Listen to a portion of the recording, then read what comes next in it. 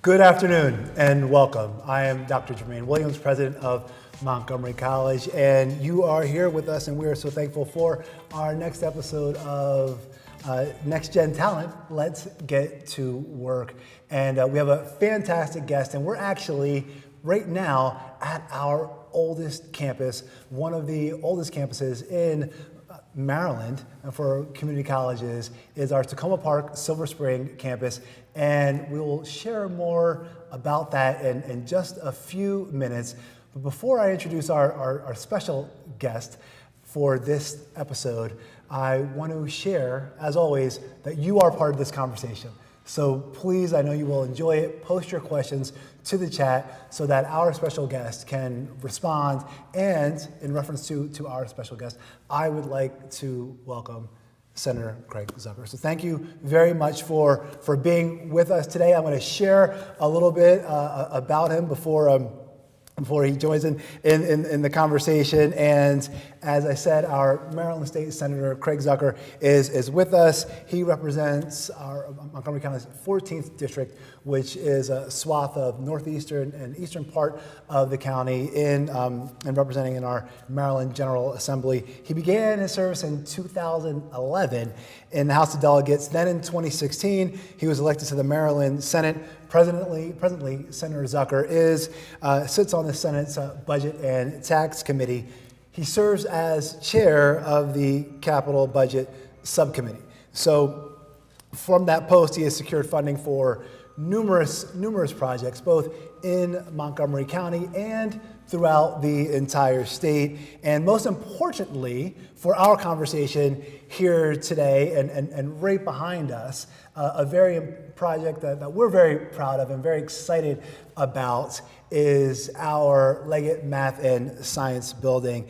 And so it is an absolute pleasure, Senator Zucker, to have you here with us today. Mr. President, it's just an honor to be back on campus here, and I feel like I'm home, so appreciate the hospitality. Absolutely. Well, Montgomery College is your home. So thank you so much for being a champion of Montgomery College, of the residents of Montgomery County, and the entire state. So let's hop in. And we're here, as I said, kind of in front of, behind of, however you may want to call it, this beautiful building that's going to create 21st century classrooms and labs.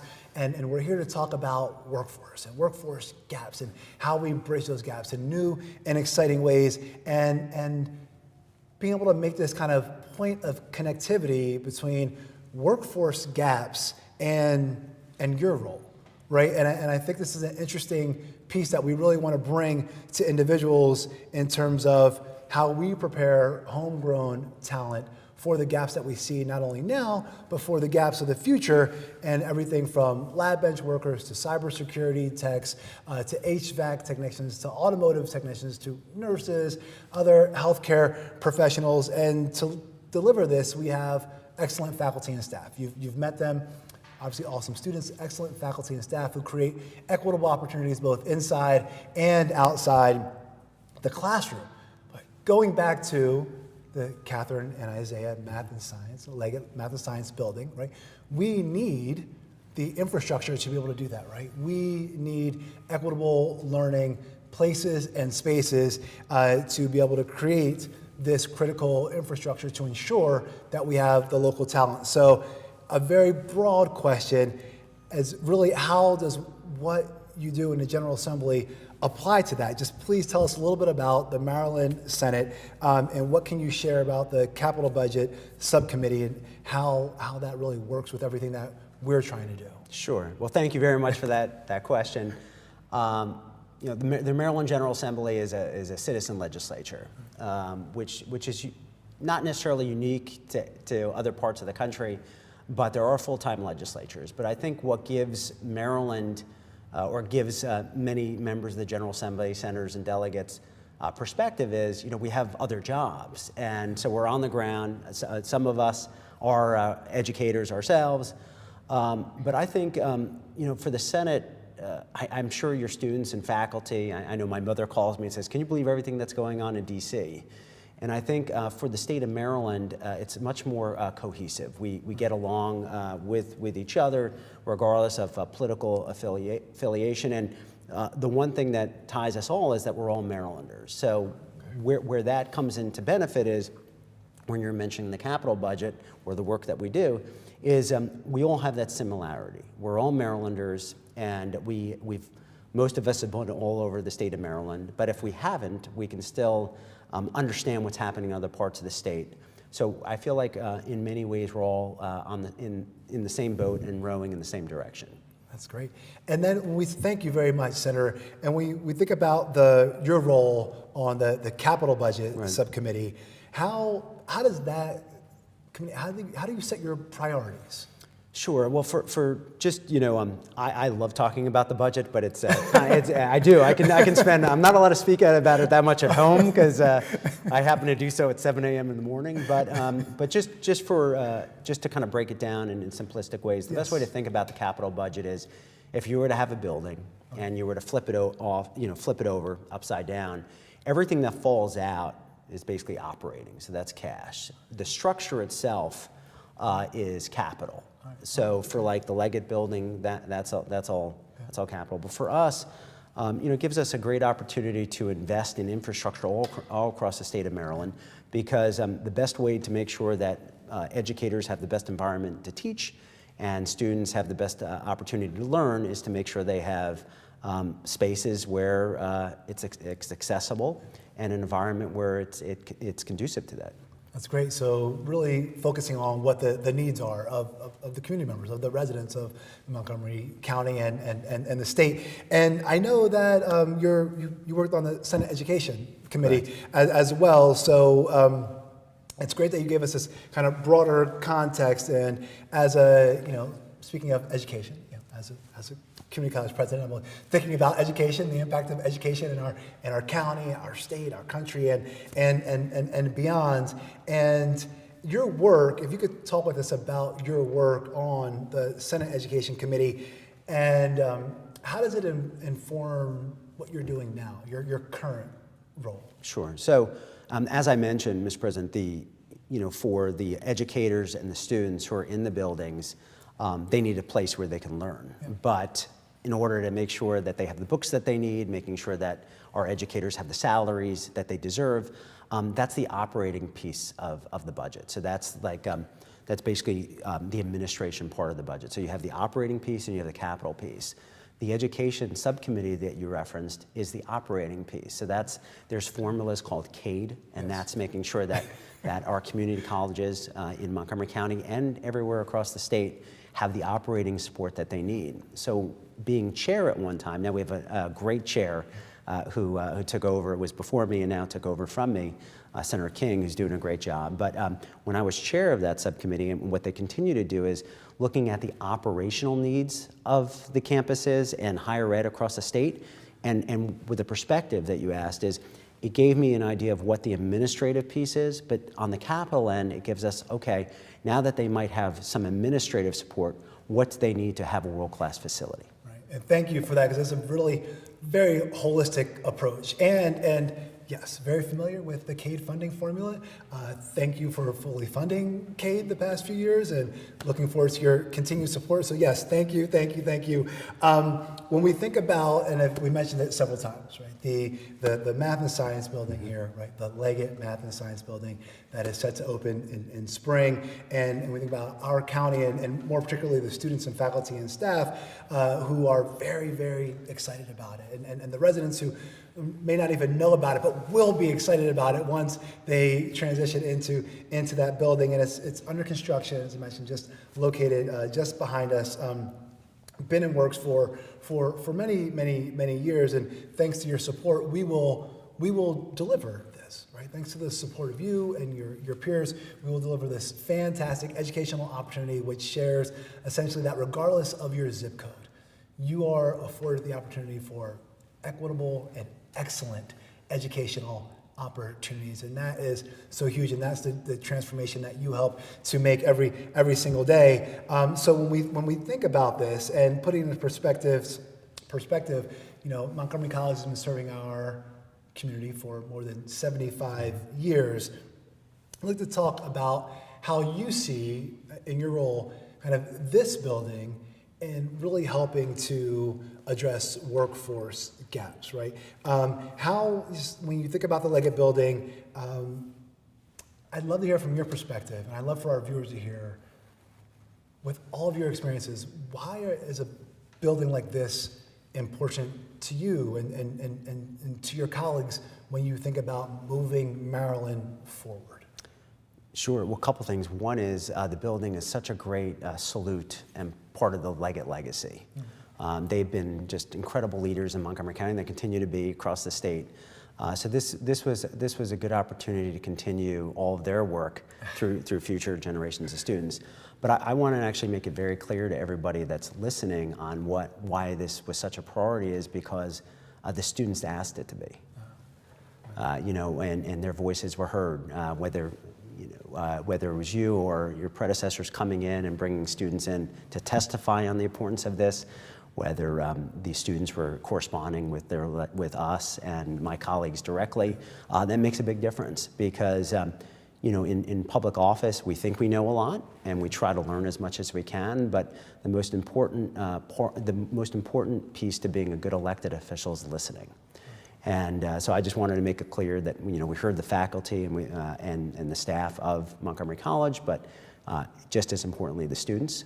And look, I mean, what you're doing here is generational, right? I mean, we've seen, Mr. President, you and I were kind of talking offline about how things are more hybrid now in terms of virtual learning. Yes. So that's the space that we're in. So the students that are going to be able to become experts in cybersecurity and healthcare are going to be filling important gaps and really leading in the future. They're the future public servants, they're the future leaders that we're going to need, and they're going to require the educators and the facilities to do that. And that's why I'm really proud that we're building, with your leadership and others, a world-class facility here. Thank you, Senator, so much. And I know we are, and as you can tell, I mean, with the pin and the purple and the Raptors, we are Montgomery College proud. We are Montgomery County proud. And I want to reflect something that you shared a little earlier and really amplify. You are a state senator. So I want to provide an opportunity because I know you represent Marylanders. What other projects have you seen or are you currently seeing that are really helping to address workforce gaps that we have? I think it'd be great for our viewers to hear. Sure. I mean, one of the things that's amazing about the capital budget is it is the biggest infrastructure job creation bill in the state. Wow. So we're creating every year more than 14,000 direct or indirect jobs. We're investing $2 billion into the local economy. So the capital budget itself is a job creator. And we're also, investing every year. We invest more than $500 million in capital for higher education facilities across the state of Maryland. Of that, close to $100 million is to community colleges.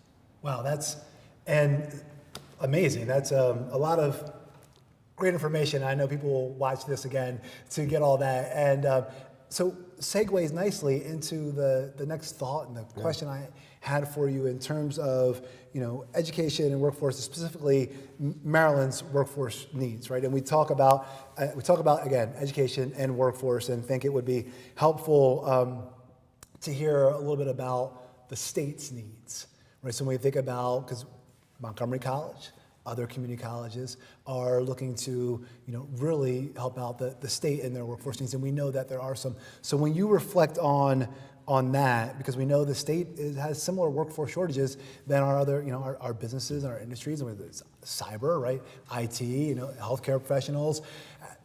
What insight, what experience, what thoughts do you have to share in terms of, really eliminating those gaps for help, as Montgomery College tries to help, as other community colleges try to help, based on your position? What do you see? What insight can you share with us? Yeah, I would say that the gaps are being filled by future generations of students that would actually be going to the Leggett building. So, I think what we're seeing is we're seeing healthcare shortages.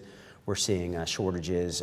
We need more help around cybersecurity, and we also need more people going into education. Becoming educators, and also, going into public service. We need good people running for office as well.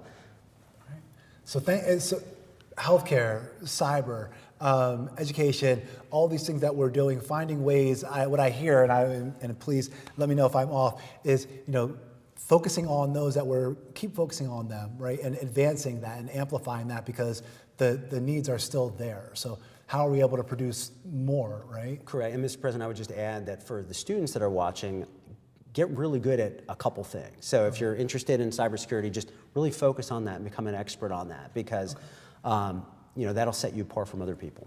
Oh, fantastic advice. So get good at what you desire, your passion, something there you can drive that. I know Montgomery College has Montgomery Can Code, which helps to support rising 6th, 7th, and 8th graders in experiences where they learn to code, right? And we've supported thousands of students in the last several years, and I know other community colleges have fantastic opportunities as well, so that we can help to create that next generation and the workforce that we need, not only for today but for tomorrow. So, Senator, thank you so much. We're going to transition. I have a few questions from our viewers. So first question is, Senator, you've engaged in efforts to give East County a real sense of community, to bring anchor institutions to this part of the county. Would you talk about this work and why it is important? Sure. Well, Mr. President, I don't mean to steal your talk, what you discussed with me earlier, but some of the challenges that we see is Montgomery College is very diverse and has diverse campuses, right? It's an amazing institution. But in the East County, Mr. President, from what I've heard from you and other students is sometimes it takes an hour and a half to go from the East County to one of the campuses. So for us, it gives, the East County is thriving.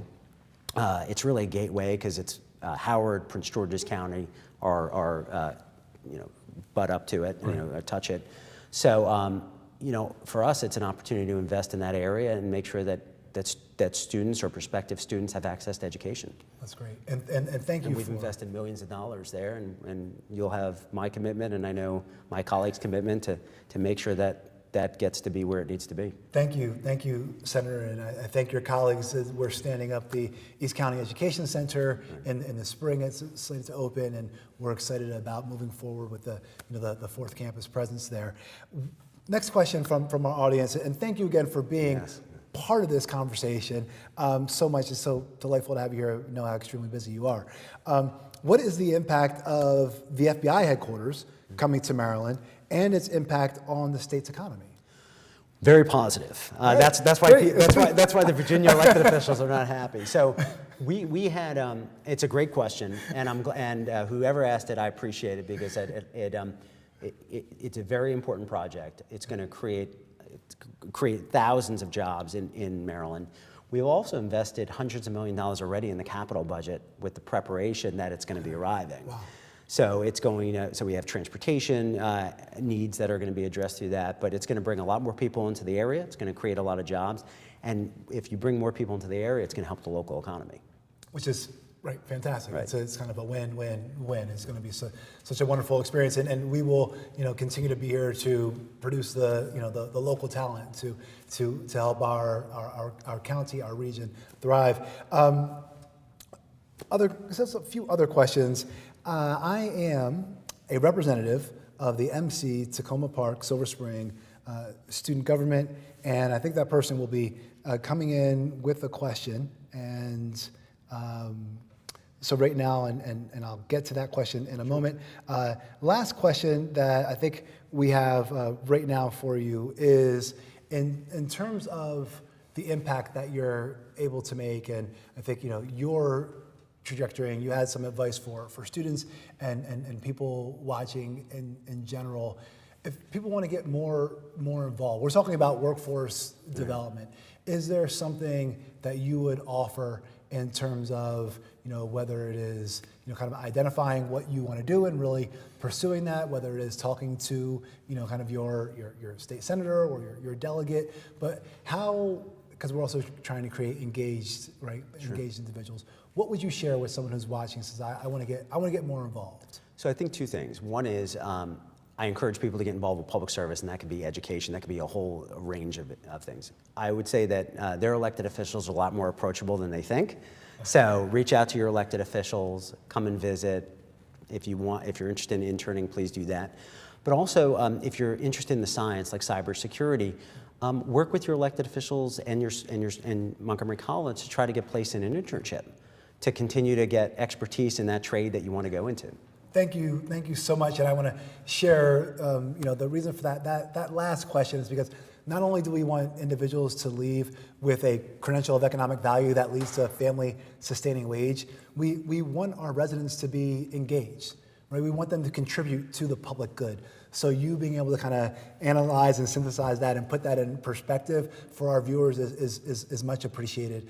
So thank you very much. We're going to transition in a few moments, but before we do, Senator Zucker, I'd love to ask any final thoughts that you have to share. I would just say that for the students, just realize that they have access to government and that they can make a difference, but just be in touch with us. Let us know what you're thinking and let us know where we can be helpful.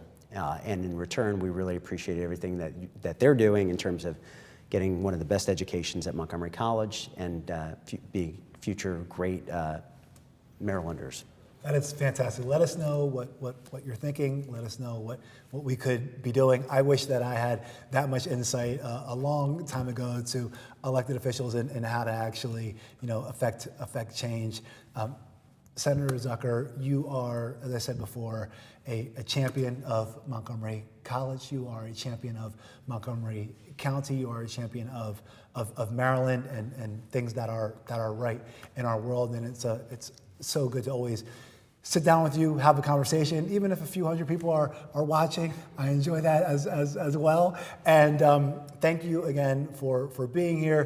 To our audience members, thank you so much for joining this session of Next Gen Talent.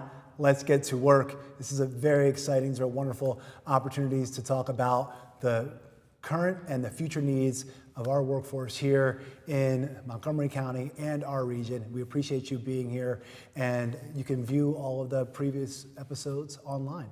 So thank you again, and we look forward to seeing you soon.